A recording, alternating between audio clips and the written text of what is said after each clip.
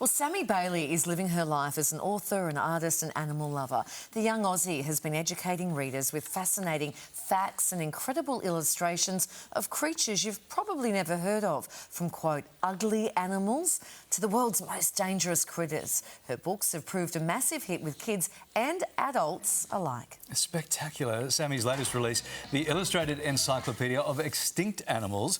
She's turning her attention to unusual species that might be gone, but certainly not forgotten.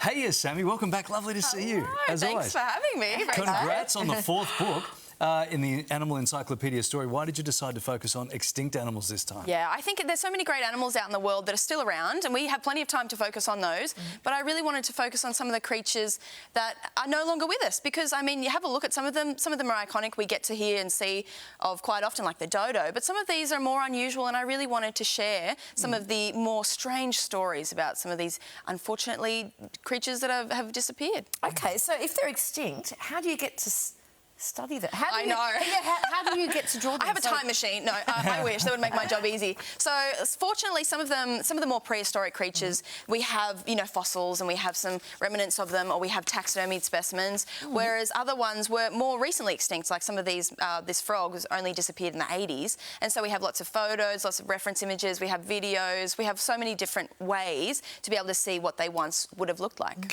Just while we're on the frog, can you explain what's going on there, please? Oh, OK, so this is called the gastric brooding frog. Now, if you break those words down, gastric is stomach and brooding is growing babies. Now, this is the female frog. She would ingest fertilised eggs and into a specialised stomach, so she didn't actually accidentally swallow the babies.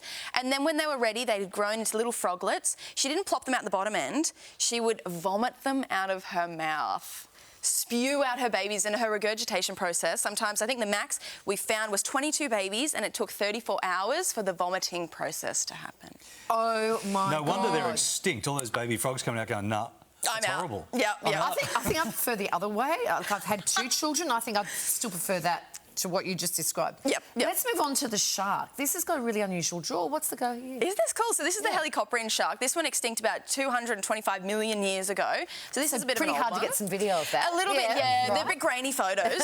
And so this is really cool. So all we've actually discovered of this creature is this lower jaw. So this is called a tooth whorl, and it's really cool. So this has been preserved and fossilised, and essentially these front sort of teeth, it looks like it would have spun like a bit of a saw, but it stayed still. And the front teeth were able to hook and kind of grab onto the soft-bellied animals like squids and octopus. And then the further back, it would kind of chew on them. And then further back in the jaw, the teeth would kind of push it back into its tummy. So they had different functions. It's extraordinary work. That's so just cool. to finally work all That this looks like something we'd sell on this show.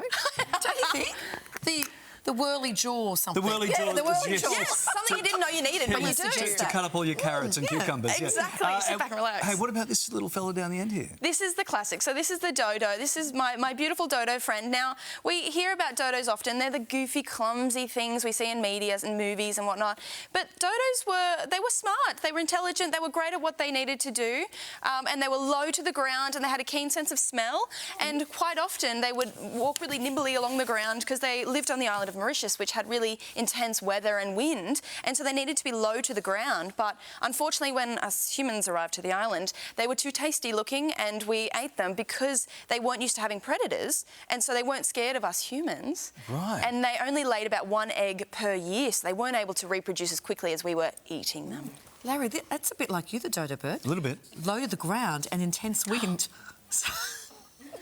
Yes, I don't know if they could do a burpee though. As you were describing that, it was like the dodo or Larry. It's me. And your books have been translated in Sweden, Russia, Korea, Japan, China.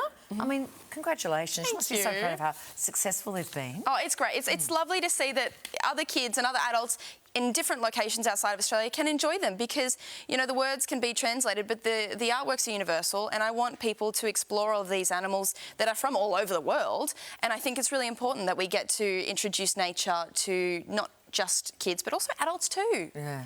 We'll see you again soon, because we know you must be already working on your next one. Oh, look, it's coming out next year, but I'm working on ideas, so if anyone has any suggestions... A whole book devoted to dodo birds. I can model for you. Oh, good, Great to see you as always. Beautiful stuff, really incredible. Sami Bayly's brand new book is called The Illustrated Encyclopedia of Extinct Animals this time. This is the 4th in the series. Yes. And this one is out right now.